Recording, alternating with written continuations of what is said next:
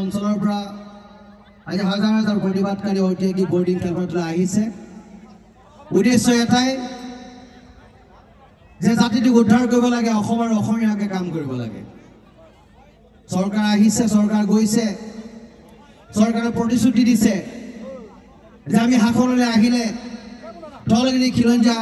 ৰাইজৰ পক্ষত থাকি আমি কাম কৰিম আমি যদি শাসনত থাকোঁ আহোমকে ধৰি অসমৰ ৬টা জনগোষ্ঠীক জনজাতিকৰণৰ মৰ্যাদাৰে অনাগত ভৱিষ্যতৰ সুৰক্ষিত এক ভৱিষ্যত আমি প্ৰদান কৰিম উঠি অহা নৱপ্ৰজন্মক আমি সুৰক্ষিত কৰিম এটা সুন্দৰ ভৱিষ্যত আমি দিম চৰকাৰে প্ৰতিশ্ৰুতি দিলে আৰু চৰকাৰ প্ৰতিশ্ৰুতিত ভুল গৈ আমি চৰকাৰক ক'লোঁ যে আপোনালোকে যিহেতু টাই আহোম জনগোষ্ঠীৰ মনৰ কামবিলাক আপোনালোকে কৰি দিম বুলি কৈছে গতিকে আপোনালোকৰ লগত আমি আছোঁ কিন্তু আমি ভুল কৰিলোঁ বা আমি শেহতীয়াকৈ বুজিলোঁ যে তেখেতলোকে আমাক এটা ভুল বাৰ্তা দিলে তেখেতলোকে আমাক মিছা কথা ক'লে আৰু জাতিটোক সৰ্বতো প্ৰকাৰে তেখেতলোকে সৰ্বশান্ত কৰাৰ এক কূট কৌশল তেখেতলোকে ৰচিলে আমাক অৰ্থনৈতিকভাৱে গুঙা কৰি পেলালে ৰাজনৈতিকভাৱে আমাক সংকুচিত কৰি আনিলে সাংস্কৃতিকভাৱে আমাক গোটেইখিনিতে আমাক মাধ মাৰি দিলে তাৰ পৰা আমি শিক্ষা লৈছোঁ আৰু শিক্ষা লৈ আজি ৰাইজ ৰাজপথলৈ ওলাই আহিছে আৰু সকলোৱে একেলগে ক'ব বিচাৰিছে যে এই সংগ্ৰাম জাতি ৰক্ষাৰ কাৰণে কৰা সংগ্ৰাম এই সংগ্ৰাম অস্তিত্ব ৰক্ষাৰ এক সংগ্ৰাম গতিকে এই সংগ্ৰামত সমবেত হোৱা প্ৰতিজন খিলঞ্জীয়া ধলগিৰি ৰাইজক আমি শুভেচ্ছা জনাইছোঁ শুভকামনা জনাইছোঁ আৰু আহোম জনগোষ্ঠীৰ প্ৰতিজন লোকক আমি এই প্ৰতিবাদ চলি আহিবৰ কাৰণে বিনম্ৰতাৰে অনুৰোধ জনালোঁ এই জনগোষ্ঠীটোৱে কি কৰা নাছিল নিজৰ সৰ্বোচ্চ ত্যাগ কৰি চলেখ আৰু স্বজাতিৰ কাৰণে সৰ্বোচ্চ ত্যাগ কৰি থৈ গুচি গ'ল যি সময়ত সংবিধানৰ কোনো পৰিকাঠামো সৃষ্টি হোৱা নাছিল যি সময়ত গণতন্ত্ৰৰ কোনো পৰিভাষা নাছিল সেই সময়ত স্বৰ্গদেউসকলে অঘোষিত সংবিধানৰ জৰিয়তে অসমৰ প্ৰতিটো জাতি জনগোষ্ঠীক সমবিকাশ আৰু সমমৰ্যাদাৰে এটা নতুন অসমীয়া জাতি গঠন কৰি থৈ গ'ল আৰু সকলোকে যোগ্য বিজ্ঞ বসুন্ধৰা হিচাপে লৈ সকলোকে আপোন কৰি ল'লে আৰু এটা নতুন জাতি গঠন কৰিলে আৰু নতুন জাতি গঠন কৰাৰ পাছত আজি এই জনগোষ্ঠীটোৱে হাতৰ ভিক্ষাৰ পাত্ৰ লৈ আজি ৰাজপথত আহি ক'বলগীয়া হৈছে যে আমাক জীয়াই থকাৰ অকণমান সুবিধা প্ৰদান কৰক আমাৰ জনগোষ্ঠীটো ৰক্ষা কৰক নহ'লে জনগোষ্ঠীৰ অনাগত ভৱিষ্যতত দেশে হৈ গুচি যাব এই মৰ্ম বেদনাৰে আজি সকলোবিলাক ৰাইজ সমবেত হৈছে আৰু সমবেত হোৱা ৰাইজৰ এটাই ক্ষোভ আছে এটাই আক্ষেপ আছে যে আমি সৰ্বোচ্চ কৰাৰ পাছত চৰকাৰে আমাৰ বিৰুদ্ধে চৰকাৰে আমাৰ পক্ষত এটাও আমি কাম কৰা নাই আমাৰ বিৰুদ্ধে ষড়যন্ত্ৰ কৰিছে সমষ্টি ডিলিমিটেশ্যনৰ নামত আমাৰ পৰা ৰাজনৈতিক অধিকাৰ কাঢ়ি লৈ গুচি গৈছে ভুল ক'ত কি কৰিলোঁ আমি আমাৰ সকলো ক্ষেত্ৰতে প্ৰতাৰণা কৰা হৈছে প্ৰবঞ্চনা কৰা হৈছে আৰু এই কথা বতৰাবিলাক আলোচনা কৰিবৰ কাৰণে ইয়াত আমি সকলো সমবেত হৈছোঁ সকলোৱে কথা বতৰাবিলাক পাতিম বৰ দীঘলীয়া মিটিং আমি নকৰোঁ গতিকে মই উদ্বোধনী ভাষণ ৰাখিবৰ কাৰণে আমাৰ মাজত উপস্থিত থকা আমাৰ সন্মানীয় মুখ্য উপদেষ্টা দুলাল বৰা ডাঙৰীয়াক আছে মই তেখেতক উদ্বোধনী ভাষণ ৰাখিবৰ কাৰণে অনুৰোধ জনালোঁ মাত্ৰ আধা ঘণ্টাৰ পিছত মিটিংখন সমাপ্ত কৰিম এটা ৰেলী আমি কৰিম গতিকে কোনো ৰাইজ যাতে ওলাই নাযায় হাজাৰ হাজাৰ লোক ইয়ালৈ আহি আছে কিন্তু ফিল্ডৰ মাজত মানুহৰ সমাগমটো কম চাহ বিচাৰি গৈছে কোনোবাই বেলেগ এফালে গুচি গৈছে এই ধৰণৰ মনোবিজ্ঞান যদি আন্দোলন কৰোঁ স্ফীত লক্ষ্যত আমি উপনীত হ'ব নোৱাৰিম গতিকে দুলাল বৰা ডাঙৰীয়া আছে মই তেখেতক মাইক্ৰফোনটো আগবঢ়াই দিছোঁ আমাৰ মাজত প্ৰতিষ্ঠাপক সম্পাদক অৰুণ গগৈ ককাইদেউ আছে মই তেখেতক মঞ্চলৈ আগবঢ়াবৰ কাৰণে অনুৰোধ জনাইছোঁ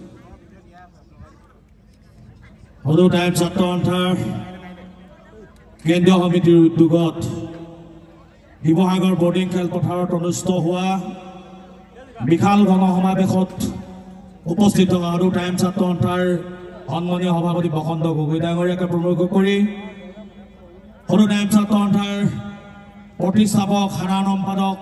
চৰ্দাৰ অৰুণ ককাইদেউ ডাঙৰীয়া লগতে সদৌ টাইম ছাত্ৰ সন্থাৰ পৰিয়ালৰ কেন্দ্ৰীয় জিলা আঞ্চলিক শাখা প্ৰতিটো স্তৰৰ প্ৰতিজন কৰ্মকৰ্তা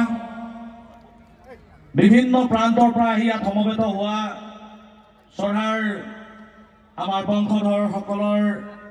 বিভিন্ন আমাৰ আই মাতৃসকল পিতৃতুল্য মোৰ দেউতাসকল, মোৰ অগ্ৰজসকল, সতীৰ্থসকল, মোৰ অনুজসকল, ছাত্ৰ ছাত্ৰীসকল, ইয়াত আজি এই অনুষ্ঠানটি সম্প্ৰচাৰ কৰা সংবাদ মাধ্যমৰ মোৰ শ্ৰদ্ধাৰ সংগ্ৰামকৰ্মী বন্ধুসকল আৰু বিভিন্ন প্ৰান্তৰ শ্ৰদ্ধাৰ আমাৰ অসমীয়া প্ৰেমী ৰাইজ, মই প্ৰথমতে আপোনালোক সকলোলৈকে মই সংগ্ৰামী অভিনন্দন জ্ঞাপন কৰিছোঁ আৰু মই মোৰ আন্তৰিক কেইদিনমানৰ পিছতে আহিবলগীয়া অসমীয়া ৰঙালী বিহুৰ আগতীয়া শুভেচ্ছা জ্ঞাপন কৰিছোঁ। অসমীয়া জাতীয়তাবাদ কি আপোনালোকে জানে, কিন্তু এখন ৰাজ্যৰ জাতীয়তাবাদটো আপোনালোকে সকলোৱে নাজানে। আমি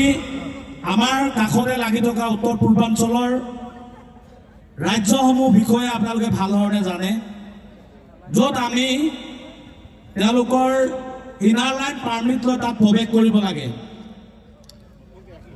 য'ত আমি তাত ভূমি অধিকাৰ সুৰক্ষিত নহয়। আমি বিদেশলৈ যোৱাৰ নিচিনাকৈ আমি অসমৰ দাঁতি কাষৰীয়া আমাৰ জনজাতীয় ৰাজ্যসমূহলৈ আমি প্ৰৱেশ কৰিব লাগে। বিভিন্ন নিষেধাজ্ঞা আছে আৰু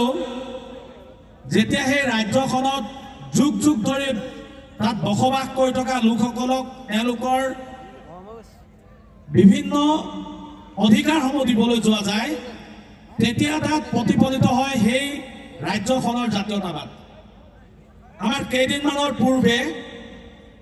অৰুণাচলৰ নামচাই তেজুকে ধৰি কেইটামান অঞ্চলত বসবাস কৰি থকা, যুগ যুগ ধৰি বসবাস কৰি থকা মৰাণ, মটক, আহোমকে ধৰি, আহোম নহয় টাইৰ কেইটামান ঠালক ধৰি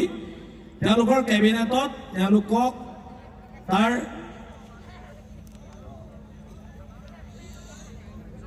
PRC দিবলৈ লৈছে আৰু সেই সিদ্ধান্তক জনসাধাৰণে প্ৰতিবাদ কৰি উপ মুখ্যমন্ত্ৰী ডাঙৰীয়াৰ বাসগৃহ জ্বলাই দিবলৈ তেওঁলোকে কুণ্ঠাবোধ কৰা নাছিল। এয়াই হৈছে জাতীয়তাবাদ। আমি চৰকাৰক চকু থিৰ কৰি ক'ব পাৰিম যে আমাৰ অধিকাৰ খৰ্ব কৰি কাৰোবাক যদি অধিকাৰ দিয়া যায়, তেতিয়াহ'লে সেই চৰকাৰক আমি ৰঙা চকু দেখুৱাই তাক আমি প্ৰতিবাদ কৰিব পৰা আমাৰ সক্ষমতা থাকিব লাগিব।